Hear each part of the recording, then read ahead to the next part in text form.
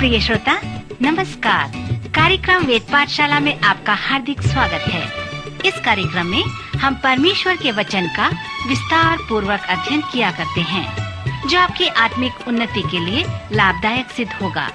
तो लीजिए सुनते हैं आज का ये संदेश।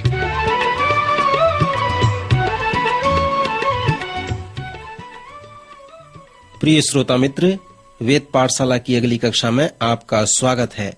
यदि आप पहली बार इस कक्षा में भाग ले रहे हैं तो आपको ये जानने की आवश्यकता है कि यह संपूर्ण पवित्र शास्त्र के सर्वेक्षण का एक भाग है, जिसमें हमने 66 पुस्तकों में से 65 पुस्तकों का सर्वेक्षण कर लिए हैं और इन दिनों में हम अंतिम पुस्तक में हैं, जो बहुत ही कठिन पुस्तक है और उसका नाम प्रभु यीशु मसीह का प्रकाशित वाक्य है। जब प्रेरित यूहन्ना पतमुस टापू में था, तब यीशु मसीह के प्रकाशित वाक्य का प्रकाशन उस पर हुआ और यह यूहन्ना को स्वर्गदूत के द्वारा प्रकाशन मिला, जो संकेत या चिन्ह के द्वारा उसे मिला। यह प्रकाशन यीशु मसीह का वो संदेश है जो परमेश्वर के लोगों को चिन्हित भाषा द्वारा दिया गया है। यह परमेश्वर के लोगों के लिए सांकेतिक संदेश है, जिसे वे लोग तभी समझ सकते हैं जब उनके पास उसकी कुंजी हो, जो उस संदेश के सांकेतिक बात को तोड़ सके। मैंने कुछ कुंजियों के विषय में आपको बताया था, और जैसे हम इस प्रकाशित वाक्य की पुस्तक का सर्वेक्षण करते हैं, तो मैं कुछ और कुंजियों को बताना चाहता हूँ और इस प्रकार इस पुस्तक का परिचय देना चाहता हूँ। आगे चलकर हम पवित्र शास्त्र के पुस्तकों पर विश्लेषणात्मक बातों का अध्ययन करेंगे। जैसे मैंने इस विषय के परिचय में बताया था, यह इस प्रकार का अध्ययन है जो अलग अलग या असमान भागों को एक योग में लाता है, जिसका हम रूपरेखा देखते हैं।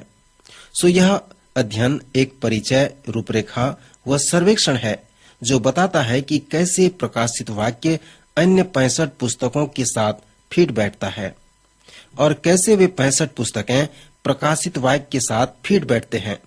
पिछले चरण में मैंने आपसे कहा था कि पवित्र शास्त्र का प्रारंभ प्रकाशन से हुआ है। पवित्र शास्त्र का प्रारंभ इस सच्चाई के प्रकाशन को देते हुए हुआ है, जिसका हम परमेश्वर के प्रकाशन के बिना वर्णन नहीं कर सकते। फिर से मसीह के प्रकाशित वाक्य के विषय में बता दूं कि पर्दे के पीछे एक सच्चाई है, जिसे परमेश्वर यदि नहीं दिखाता या उस पर्दे को नहीं हटाता तो आप हजारों वर्ष से भी नहीं जानते। सच्चाई का पहला क्षेत्र जिसे पवित्र शास्त्र प्रकाशन देता है, वो सृष्टि या आदि का क्षेत्र है। ये सब का प्रारंभ कैसे हुआ। फिर पवित्र शास्त्र का समापन उस पर्दे को खींचने के बाद होता है, क्योंकि दूसरे क्षेत्र की सच्चाई जिसका हम बिना परमेश्वर के प्रकाशन के कभी भी वर्णन नहीं कर सकते, वो भविष्य है। कैसे इन सब बातों का अंत होगा, इस संसार में क्या होने वाला है। सो बिना परमेश्वर की ओर से प्रकाशन पाए हम इस प्रश्न का उत्तर नहीं जान सकते। पवित्र शास्त्र के अंतिम पुस्तक में एक मुहावरा है जो अनेक बार आया है, अर्थात मैं ही अल्फा और ओमेगा हूँ।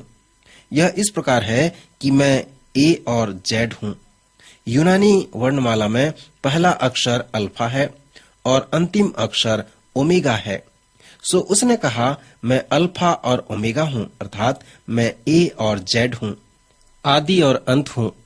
यह मुहावरा हमारे सर्वेक्षण के साथ भी मेल खाता है, क्योंकि हमने आदि पुस्तक अर्थात उत्पत्ति की पुस्तक से सर्वेक्षण प्रारंभ किया था और अब वह हमें अंतिम पुस्तक प्रकाशित वाक्य तक ले आया है।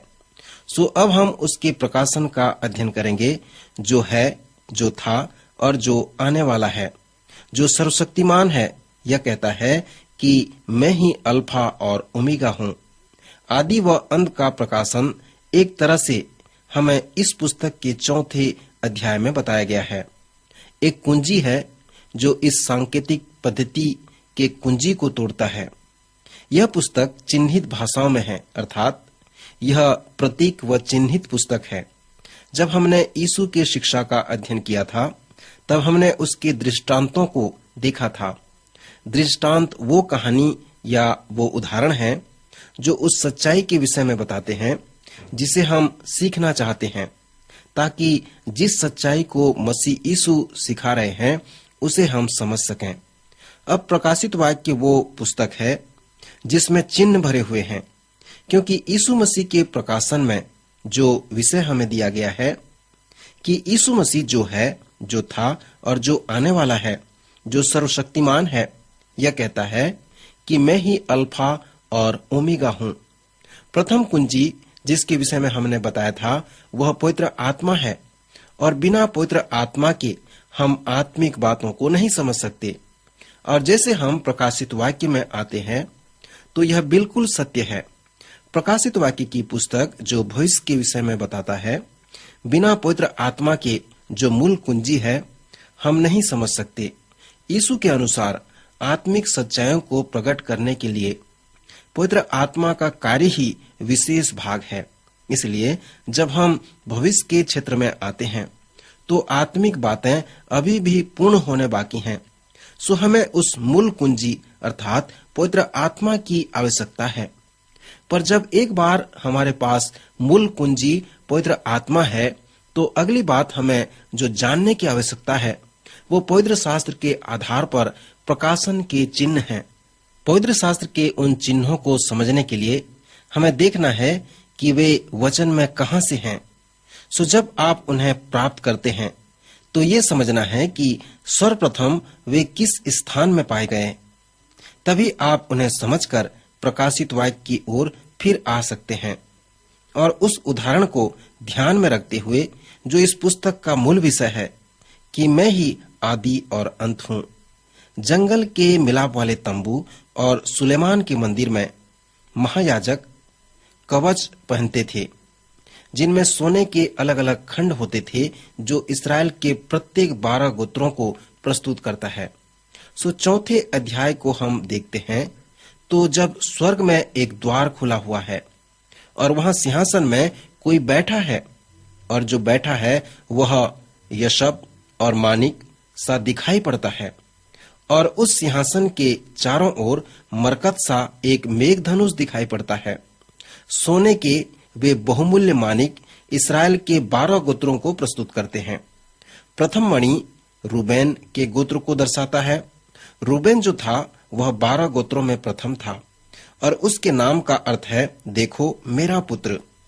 और 12 गोत्रों में जो अंतिम था वह बिन्यामीन था, और बिन्यामीन का अर्थ है मेरे दाहिने हाथ का पुत्र। फिर मरकत का मणि यहूदा के गोत्र के लिए, और यहूदा का अर्थ है स्तुति। सो इस चिन्हित भाषा में जब स्वर्ग का द्वार खुला तो यहूदियों के लिए जो संदेश है देखो मेरा पुत्र, मेरा दाहिना हाथ, उसकी स्तुति करो। इस प्रकाशित वाक्य के 4 व 5वें अध्याय में अनंत राज्य के स्थान में आपके पास स्तुति व आराधना के सुंदर समय हैं। परमेश्वर कहता है कि मेरे पुत्र की आराधना करो। वह वध किया हुआ मेमना ही सामर्थ और धन और ज्ञान और शक्ति और आदर और महिमा और धन्यवाद के योग्य है। वह क्या था, क्या है और जो आने वाला है, उसकी आराधना करो। सो इससे मेरा मतलब यह है कि प्रकाशित वाक्य के जो चिन्ह हैं वे पवित्र शास्त्र पे आधारित हैं। आप उन्हें जानें कि वे पवित्र शास्त्र में कहाँ पाए जाते हैं। निर्गमन उसके 28वें अध्याय में जाएं, और जिन याजकों ने उस कवच को पहना था उसके विषय में पढ़ें, तभी आप उन्हें इस प्रकाशित वाक्य में समझ सकते हैं। वो मानिक भी पवित्र शास्त्र के वचन पे आधारित हैं। क्योंकि ये सभी चिन्ह पवित्र शास्त्र पे हैं, तो आप कह सकते हैं कि क्यों उन लोग जिन्होंने पवित्र शास्त्र के पुस्तकों को व्यवस्थित किया है, प्रकाशित वाक्य की पुस्तक को अंत में रखा, क्योंकि इसलिए कि शायद नए विश्वासी इसे प्रारंभ में पढ़कर नहीं समझ पाते। और भी कुछ अन्य चिन्ह हैं जिन्हें मैं महत्वपूर्ण कुंजी के जैसे उपयोग करना चाहता हूँ।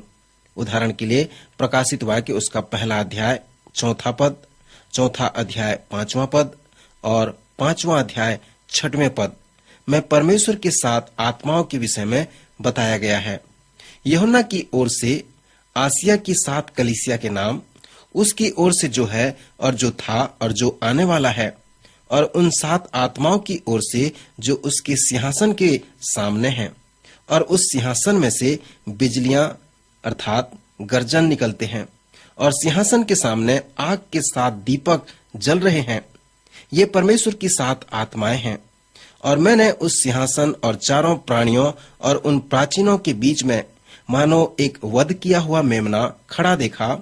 उसके 7 सींग और 7 आंखें थीं। ये परमेश्वर की 7 आत्माएं हैं जो सारी पृथ्वी पर भेजी गई हैं। परमेश्वर के 7 आत्माएं क्या हैं? क्या आपने कभी 7 आत्माओं के विषय में सुना? 7 अंक के विषय में पवित्र शास्त्र बताता है कि यह पूर्णता का अंक है। इससे यह पता चलता है कि यह परमेश्वर की पूर्ण आत्माएं हैं। यह परमेश्वर की यह सिद्ध या पूर्ण अभिव्यक्ति है। अनेक विद्वान विश्वास करते हैं कि ये अभिव्यक्ति अर्थात परमेश्वर की 7 आत्माएं हमें यशाया के भविष्यवाणी की ओर वापस ले चलते हैं। यशाया 11वां अध्याय 1 और 2 पद जो उसकी भविष्यवाणी है, यशाया ने परमेश्वर के 7 आत्माओं के विषय में भविष्यवाणी की जो यूहन्ना द्वारा प्रकाशित वाक्य में पूरी हुई। वहां पर हम पढ़ते हैं, तब यशाया के ठूंठ में से एक डाली फूट निकलेगी और उसकी जड़ में से एक शाखा निकलकर फलवंत होगी, और यहोवा की आत्मा, बुद्धि और समझ की आत्मा, युक्ति और पराक्रम की आत्मा और ज्ञान और यहोवा के भय की आत्मा उस पर ठहरी रहेगी। यशाया हमें कह रहा है कि मसीहा आने वाला है, और जब वह आएगा तो यीशु मसीह परमेश्वर का पूर्ण अभिव्यक्ति होगा। उसमें ये 7 आत्माएं के नियंत्रण में होंगे। श्रोता, क्योंकि मेरा समय समाप्त हो रहा है, सो मैं इस चुनौती के साथ आपको छोड़ना चाहता हूं कि आपके हिसाब से आत्मा से परिपूर्ण विश्वासी होना क्या है? आत्मा से परिपूर्ण पास्टर होने का मतलब क्या है? अनेक लोग मेरे प्रश्न का उत्तर इस प्रकार देते हैं कि जो लोग आत्मा से भरे होते हैं वे अन्य भाषा बोलते हैं। मैं व्यक्तिगत रूप से विश्वास करता हूं कि आत्मा से परिपूर्ण व्यक्ति वो है जो परमेश्वर के अनुग्रह से इन 7 आत्मिक प्रकटीकरण को प्रयोग करके स्पष्ट कर दिखाता है। इन 7 आत्माओं के सिद्ध रूपरेखा यीशु मसीह का जीवन है। पौलुस प्रेरित ने कहा, दाखरस से मतवाले न बनो, परंतु आत्मा से परिपूर्ण होते जाओ। पौलुस यहाँ पर हमें आदेश दे रहा है कि तुम मसीह के जैसे बनो। मित्र, आज हम यहाँ पे रुकना चाहते हैं। अगले कार्यक्रम में फिर मिलेंगे। प्रभु आपको आशीष दे।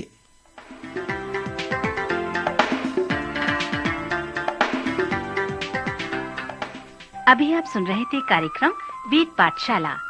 श्रोता, हमें विश्वास है कि इस कार्यक्रम के द्वारा आपको आशीष मिली है। यदि इस कार्यक्रम के विषय में अधिक जानकारी प्राप्त करना चाहते हैं या बाइबल अध्ययन से संबंधित कोई प्रश्न हमसे पूछना चाहते हैं, तो आप हमें इस पते पर लिखें।